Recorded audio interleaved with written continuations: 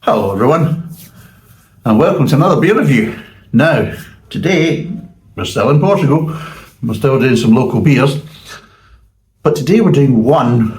Now, the first batch I bought was, hold on a minute, out of the first batch of beers that I bought 8 bottles, and out of them, this is the first of 2 red ales. Interesting, eh? So we've got a nice red ale. It's called Letra. So it is Letra or Letra red ales, because the Portuguese like to pronounce it r. Same as the Scottish and the Russians.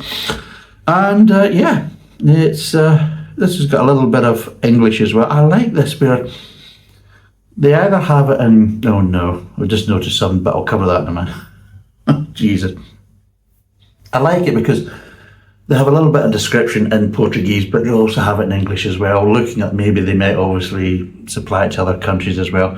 But I like that because it just means that even if you're coming here, you don't know the lingo, the language, you can still look at these beers, read them, understand them, and get an idea of what you're getting. And I like that. It just,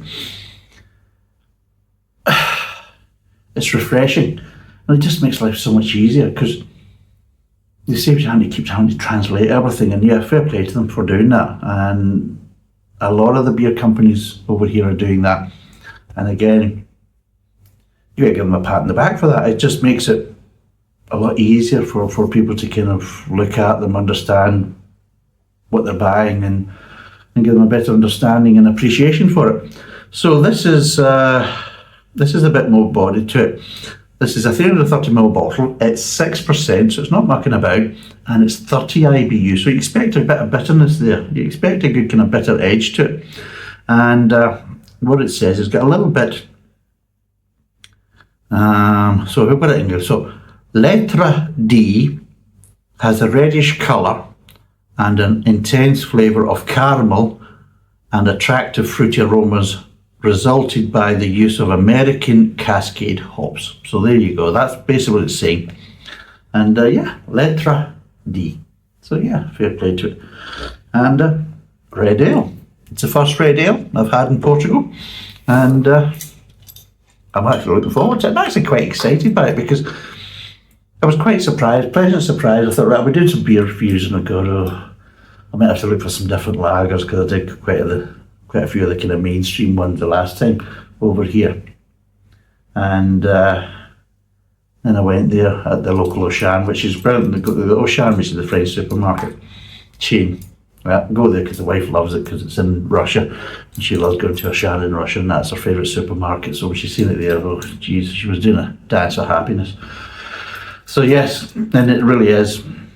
It's up a flight of steps, and that's us. We're at a big kind of shopping centre with an Auchan as part of it. And I went to the beer section. I'm thinking all the usual stuff, and then whoa, now we're talking. So yeah, I won a watch, to be totally honest. It's through luck rather than good planning or good grace. You know what I mean? So even had to buy a beer glass because there was no beer glasses in the place where we're staying. So it's all kind of wine and all that type of stuff, and I'm not pretentious to sit there and drink wine or drink beer out of a wine glass yet. So let's see what we're getting for this red ale. Oh, it's pouring with a bit of gusto, isn't it? Oh. Just wait for the head to die down because Graham didn't anticipate a little bit of ooh la la coming out of the bottle there. There's a surprise, eh? Alright, professional as ever.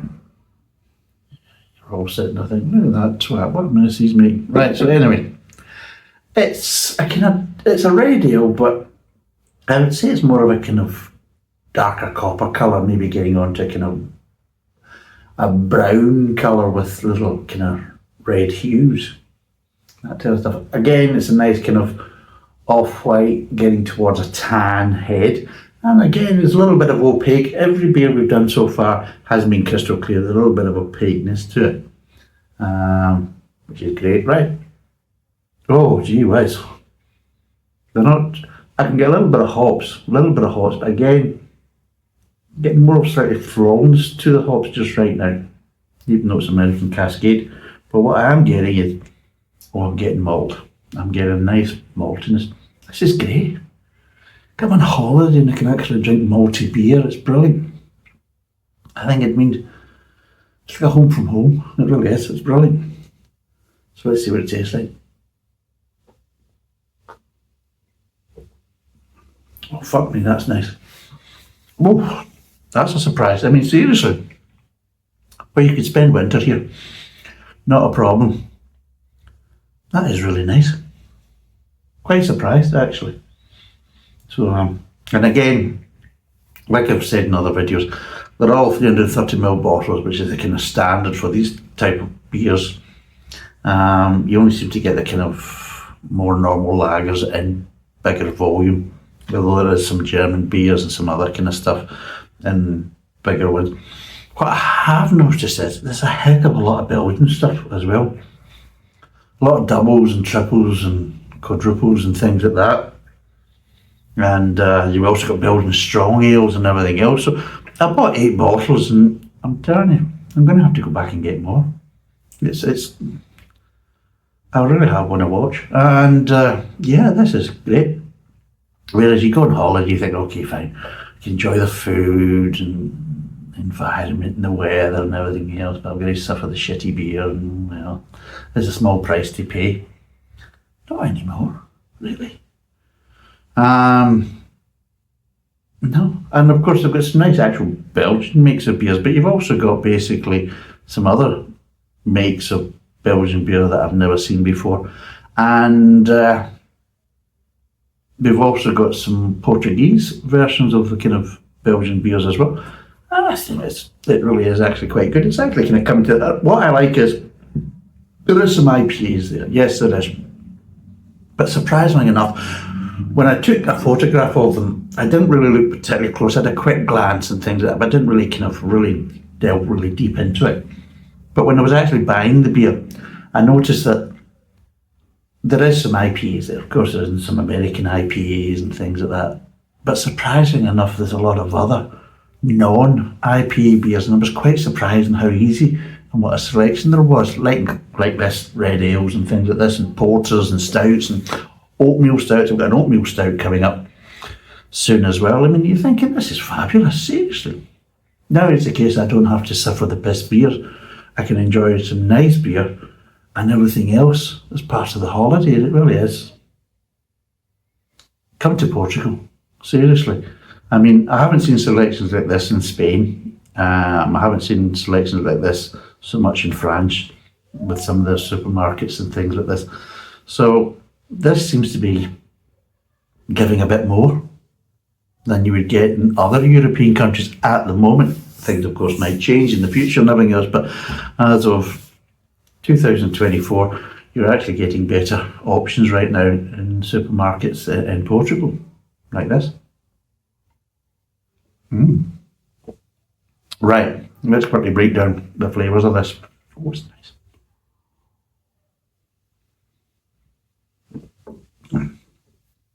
Right, straight away,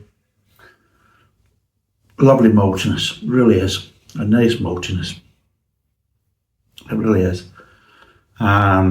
More reminiscent of a British beer, seriously, than you would expect coming from the continent, and especially more of a warmer climate like Portugal, which the fact is the sunniest place in the whole of Europe. Portugal has more sunshine than any other country, including Greece and everything else, and Cyprus and that.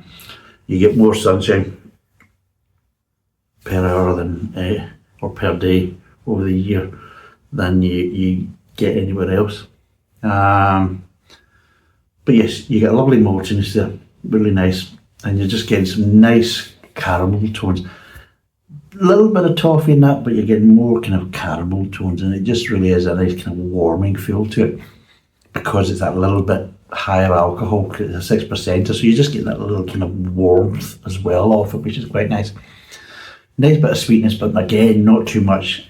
What I have noticed in the beers that I've tried is the sweetness is dialed back, and I have noticed within the kind of palate in the years I've been in Portugal is even when you get sweet things, they're not as sweet as you get in other countries in Europe. I mean, if you get a nice kind of chocolate cake, it's kind of dialed back a bit. There's a bit of sweetness, but there's also that kind of bitterness from the chocolate.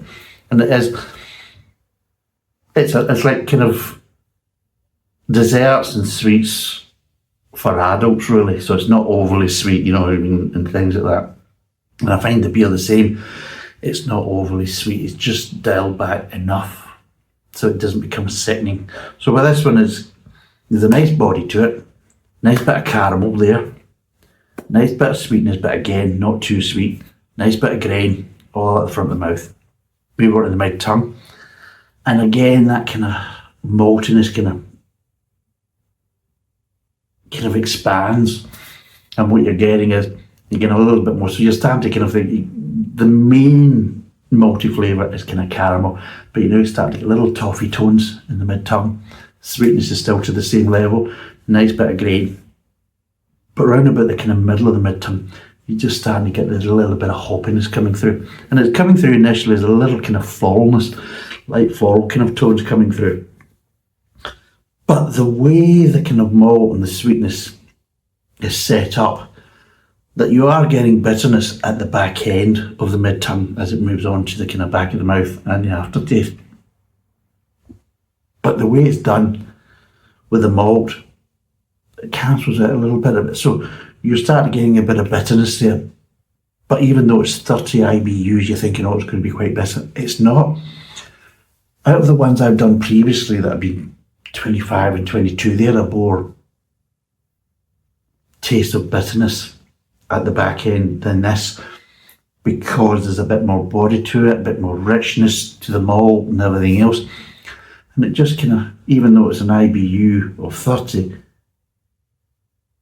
it's very light bitterness because of that. It's just because it's kind of cancelled out a bit by the maltiness. It gives you an idea of the level of the malt and the quality and the nice body to it. And that's what I'm saying. So he says you could drink this in the autumn in the UK, no problem at all, getting onto the kind of winter.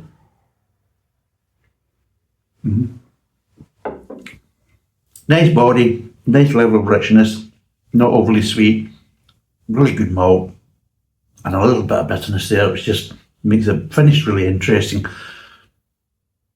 but not overdone. And again, the flavours are nice and clean as they dissipate in the back of the mouth. You know, aftertaste, you get little kind of accents of bitterness and little accents of kind of toffee-esque, and yeah, this is great. I mean, seriously, I want to watch. And I was trying to do 5 minute, I was planning to do about 5 to 7 minute kind of reviews, quick, boom, boom, boom. And then you come across really nice beers like this and you're thinking, it's going to be difficult. Because they need a bit more than that to kind of give them the kind of airtime they deserve, because they're actually very nice beers and they're actually surprising me, quite a lot of them. I mean, I haven't had a bad one yet, which is great, touch wood. But yeah, I'm actually enjoying this. It really is. All the boxes are being ticked in this kind of trip. And as you can probably see, look, I'm not going to put up with the crap or the bullshit or the disappointments. I mean, I'm coming at this with low expectations and say, well, let's see where they go. You know, they're trying to ales and things like that. They're not really the kind of normal kind of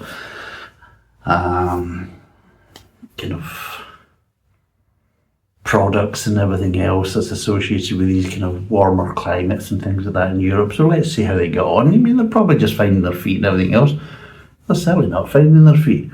They would put quite a few British breweries to shame quite easily with their products. So yeah, fair play. And where's this one made? Oh, like I said, so they do actually have a food pairing in this one. That's what I mentioned at the start of this, and and I thought I'll get back to it. So it does actually say, now this is a strange one though, which I find quite funny. And it might be to do with translation, but what this recommends this goes well with is cheddar cheesecake. Not just cheesecake, but cheddar cheesecake. Don't think I've ever had cheddar cheesecake. And I'm not that far away from cheddar where I live, because of course that's in Somerset up towards kind of Bristol Airport. But yeah, just cheddar cheesecake, not Edam. Superb. But at least I'll try, fair play. But don't do the food pairing. Not good. Let people work out themselves, but now where's this made?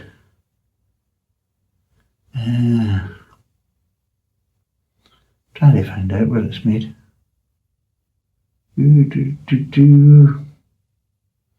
So it's brewed by Fermentum, and it's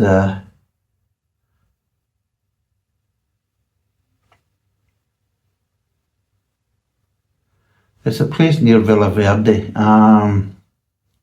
but it's, yeah, oh Jesus, Fermentiacos, I think it is, which I'm sure is a city kind of inland from Porto. It's kind of in that kind of Porto region, but it's inland from the actual coast, if I remember rightly.